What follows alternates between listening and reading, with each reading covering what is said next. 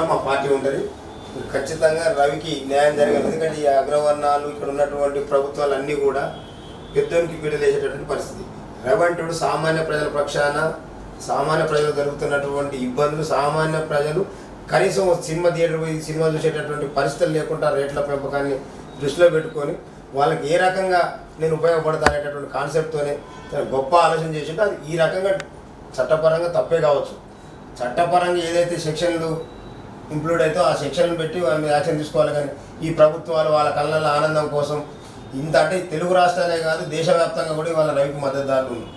అంటే రవి అంటువంటి టాలెంట్ని ప్రభుత్వాలు ఉపయోగించుకోకపోగా ఈ ప్రభుత్వాలు ఇక్కడ ఉన్నటువంటి యువకుల యొక్క నాలెడ్జ్ని తీసుకోకపోగా వాళ్ళకి సరైనటువంటి ఉద్యోగ అవకాశాలు కల్పించకపోవడంతో ఇలాంటి పరిస్థితులకు ఈ యువత ముందుకు పోతుంది. రవితోనైనా ఈ ప్రభుత్వాలు కళ్ళు తెరవాలి.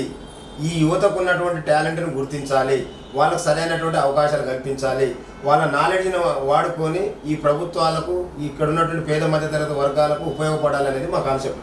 అందుకనే మీరు రవి పక్షాన కొట్లాడుతున్నారు కాబట్టి తెలంగాణ రాజ్యాధికార పార్టీ పక్షాన మిమ్మల్ని కలిసి రవికి మద్దతు తెలపడానికి ఈ తెలుగు రాష్ట్రాలతో పాటు దేశవ్యాప్తంగా రవికి మద్దతు పలుకుతున్నటువంటి ప్రజల పక్షాన వాళ్ళందరికీ కూడా మనోధైర్యాన్ని కల్పించడానికి, అంతేకాకుండా ఈ ప్రభుత్వాలు ఏదైతే ఎవరి మీదనైనా దృష్టి పెడితే తప్పుడు కేసులు పెట్టి పీటీ వారెంట్లని ఇంకోటని అప్లికేబుల్ కానటువంటి సెక్షన్లన్నింటినీ కూడా పెట్టి జైళ్ళలో మగ్గించేటటువంటి పరిస్థితి ఉంటుంది. కాబట్టి నిజంగా తప్పు చేస్తే శిక్షించండి. ఏ రకమైనటువంటి సెక్షన్లు అప్లికేబుల్ అయితే అవే పెట్టాలనేది మా డిమాండ్. అట్లా కాకుండా ఇష్టం వచ్చిన పద్ధతిలో ప్రభుత్వాల చేతిలో ఉంది కాబట్టి ఇవాళ ఎక్కడన్నా పేద ప్రజలకు అన్యాయం జరిగితే ఆ ప్రజలను కూర్చోబెట్టుకొని మాట్లాడినటువంటి పరిస్థితి ఎక్కడ చూడం మేము. ఇవాళ సిపి గారు కావచ్చు, పోలీసు అధికారులు కావచ్చు, ఆ సినిమా వాళ్ళందరినీ పక్కన పెట్టుకొని వాళ్ళకి ఏదో అయిపోయినట్టు. మరి వాళ్ళకి నిజంగా పరిస్థితులకు నష్టమే జరిగితే బాహుబలి సినిమాకు 1000 కోట్లు ఎట్లా వచ్చినాయి? అల్లు అర్జున్ నటించినటువంటి పుష్ప 2కు 1000 కోట్లు ఎక్కడి నుంచి వచ్చినాయి? ఎట్లా అంటే వీటన్నిటి మీద కూడా సార్ మీకు ఒక ఐడియా ఉంటుంది కాబట్టి మేము చెప్తాం. ఇంకోటి ఏంటంటే ఆ సినిమాకు పోయి ఆ రేణుక అనేటటువంటి అభిమానురాలు ఆగమై చనిపోయి ఆ కుటుంబం రోడ్డు మీద పడితే వాళ్ళని కనీసం ఆదుకున్న పరిస్థితి ఏ ఒక్క సినిమా హీరో రాలేదు ఆ రోజు. అరే మా సినిమాలు చూసి చనిపోయింది కదా పేద కుటుంబాన్ని రాలేదు అంటే ఆ రోజు లేనటువంటిది ఈ రోజు ఇవన్నీ ఎక్కడి. అందుకని దయచేసి మీరు చట్టపరంగా రవికి న్యాయం చేయాలి, రవి పక్షాన కొట్లాడాలి. మీ పక్కన మీకు మేము ఇక్కడ ఉన్న తెలుగు రాష్ట్రాల్లో ఉన్నటువంటి తెలంగాణ రాష్ట్రంలో ఉన్నటువంటి రాజ్యాధికార పార్టీ పక్షాన రవికి మద్దతు ఉన్నాం. ఏ రకంగానైనా మేము ఎప్పుడు కూడా రవి కోసం మీకు అండదండగా మేము ఉంటాం సార్. మీరు దయచేసి రవి పక్షాన కొట్లాడి. ఇక్కడ ఉన్నట్టు ప్రజలందరూ కోరుకుంటా ఉన్నాం రవికి ఎలాంటి ఇబ్బంది జరిగినా ఈ రాష్ట్రంలో అనేక రకాల గందరగోళాలు ఏర్పడేటటువంటి పరిస్థితి ఉంది. ధన్యవాదాలు సార్. Thank you sir. రవికి న్యాయపరంగా ఎటువంటి సాయం చేయాలో అది ఖచ్చితంగా మేము చేస్తాం. తనని అతి త్వరలో రిలీజ్ చేసి బయటికి తీసుకొచ్చి తర్వాత ఆయన ప్రజల ముందుకు వచ్చిన తర్వాత మీరు అతన్ని అడిగి విశ్లేషించారు.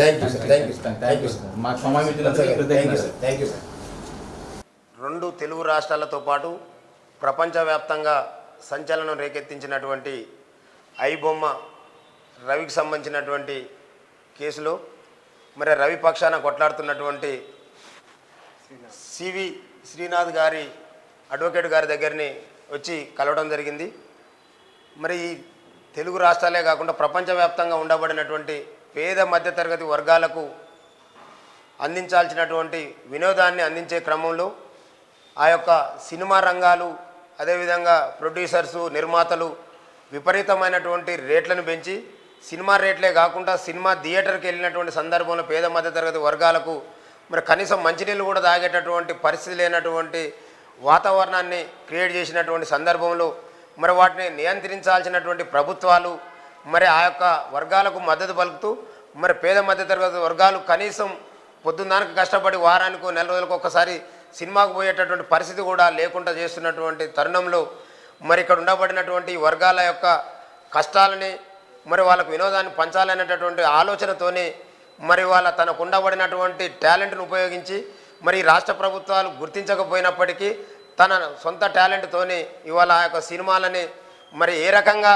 తీసే ఐబొమ్మ యాప్ ద్వారా ఈ ప్రజలకు అందించిండో మాకైతే తెలియదు. కానీ సరే చట్టపరంగా ఒకవేళ తను చేసింది తప్పైనప్పటికీ మరి చట్టరీత్యా జరగాల్సినటువంటి చట్టం అప్లికేబుల్ అయ్యేటటువంటి సెక్షన్లతోని మరి తనకు రిమాండ్ చేయవచ్చు. కానీ అట్లా కాకుండా ఏదైతే సినిమా రంగం ఈ పేద ప్రజలను దోపిడీ చేస్తున్నటువంటి వాళ్ళని అరికట్టాల్సినటువంటి ప్రభుత్వాలను అరికట్టకపోగా ఇవాళ ఈ కేసుకు సంబంధించి ఐబొమ్మ రవిని మరి రిమాండ్ చేసి కస్టడీకి తీసుకొని అనేక రకాల నిర్బంధాలకు గురి చేస్తున్నటువంటి వాతావరణం కనిపిస్తూ ఉంది. మరి వాళ్ళ రవికి ఈ తెలుగు రాష్ట్రాలే కాదు ఈ ప్రపంచవ్యాప్తంగా కూడా మద్దతు దొరుకుతూ ఉంది. మరి రవి చేసినటువంటి దానివల్ల తన జేబులోకి తీసుకున్నటువంటిది ఏమీ లేదు, కానీ వాళ్ళ పేద ప్రజలందరికీ కూడా తన వినోదాన్ని పంచి ఆ పేద మధ్యతరగతి వర్గాల కళ్ళల్లో ఒక ఆనందాన్ని చూసినటువంటి పరిస్థితి ఉందనేటటువంటి ఉద్దేశంతోనే ఇవాళ రియల్ హీరో ఏదైతే ఉందో మరి వాళ్ళ ఆ సినిమాలు నటించేటటువంటి వాళ్ళు కాదు హీరోలు, ఇవాళ ఐబొమ్మ రవి మాత్రమే రియల్ హీరో అనేటటువంటి విధంగా ఈ నెటిజన్లు ఇక్కడ ఉన్నటువంటి యువత కూడా మద్దతు పలుకుతూ ఉన్నటువంటి సందర్భంలో ఈ ప్రభుత్వాలకు మేము విజ్ఞప్తి చేస్తూ ఉన్నాం. తెలంగాణ రాజ్యాధికార పార్టీ పక్షాన మరి ఐబొమ్మ రవికి మద్దతు పలుకుతున్నటువంటి ప్రజల పక్షాన మరి పేద మధ్యతరగతి వర్గాల కోసం వచ్చినటువంటి మా తెలంగాణ రాజ్యాధికార పార్టీ ఈ ప్రజల కోరిక మేరకు మరి ఐబొమ్మ రవిని మరి కాపాడుకునేటటువంటి క్రమంలో మా పార్టీ మద్దతు పలుకుతూ ఉంది. మా రాష్ట్ర నాయకుడు తీన్మార్ మల్లన్న గారి ఆధ్వర్యంలో మరి ఇప్పటికే మాట్లాడుతూ ఉన్నాం. ఇవాళ శ్రీనాథ్ గారిని కలిసి మరి ఇవాళ శ్రీనాథ్ గారి ద్వారా తనకు బెయిల్ ఇప్పించాల్సిందిగా మేము విజ్ఞప్తి చేసినాం. మరి శ్రీనాథ్ గారు కూడా మాకు వాళ్ళు సానుకూలంగా స్పందించి ఖచ్చితంగా రవికి అతి త్వరలో బెయిల్ ఇప్పించి మీ ముందుకు తీసుకొస్తానని చెప్పడం జరిగింది. రవికి ఇప్పటి వరకు మరి క్రైమ్ నెంబర్ 155/2025 మరి సినిమాటోగ్రఫీ ద్వారా మరి ఏదైతే ఇండస్ట్రీకి సంబంధించినటువంటి మరి మనీంద్రబాబు మరి యొక్క కంప్లైంట్తోని ఆ యొక్క కేసు కూడా ఎఫ్ఐఆర్ చేయడం జరిగింది.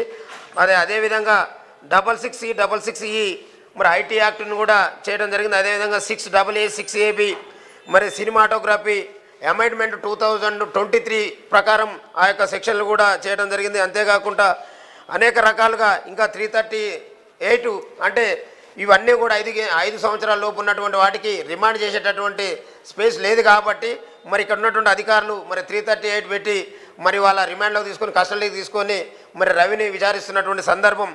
ఏది ఏమైనప్పటికీ వీళ్ళు ఎన్ని కేసులు పెట్టినా రవి చేసినటువంటి నేరానికి మరి ఏ కేసు ఏ సెక్షన్లో అప్లికేబుల్ అనేది మరి జ్యుడిషియరీ చూసుకుంటుంది కాబట్టి మరి వీళ్ళు వెంటనే ఆ యొక్క జ్యుడిషియరీకి హ్యాండ్ ఓవర్ చేసిన తర్వాత అడ్వకేట్ గారు కూడా మరి మాట్లాడి ఇక్కడ ఉన్నటువంటి తెలుగు రాష్ట్రాలు మరి ప్రపంచవ్యాప్తంగా ఉండబడినటువంటి రవి అభిమానులు ఎవరు కూడా మరి ఇబ్బంది పడాల్సిన అవసరం లేదు, భయపడాల్సినటువంటి పరిస్థితి లేదు. ఇక్కడ మనకు తెలిసినటువంటి సమాచారం మేరకు ఈ తెలుగు రాష్ట్రాల్లో ఏదైతే 2023 సినిమాటోగ్రఫీ యాక్ట్ ప్రకారం అమెండ్మెంట్ జరిగింది, దాని ప్రకారం మాత్రమే అప్లికేబుల్ అయ్యేటటువంటి పరిస్థితి ఉంటుందని ఇక్కడ ఉన్నటువంటి మెజారిటీ అడ్వకేట్లు కూడా చెప్తా ఉన్నారు. కాబట్టి మరి రవి లాంటి వ్యక్తుల్ని మరి రాష్ట్రాలు ఈ ప్రభుత్వాలు వాడుకోవాల్సింది పోయి వాళ్ళ యొక్క టాలెంట్ని గుర్తించాల్సింది పోయి మరి వాళ్ళని తీసుకొని పోయి ఒక దోషిగా మరి వాళ్ళ అనేక రకాల కుట్రలు చేసేటటువంటి దాని నుంచి మరి ప్రభుత్వాలు విరమించుకోవాలి. ఇప్పటికైనా రవి లాంటి మేధావులు అనేక మంది ఈ రాష్ట్రాల్లో తెలుగు రాష్ట్రాల్లో ఉన్నటువంటి వాళ్ళు ఇక్కడ ఈ ప్రభుత్వాలు ఉపయోగించుకోకపోవడంతోనే మరి విదేశాలకు వెళ్ళి మరి వాళ్ళ అమెరికా, ఆస్ట్రేలియా, ఐరోపా, లండన్ లాంటి దేశాల్లో మరి ఆ దేశాలకు ఉపయోగపడుతున్నటువంటి పరిస్థితి.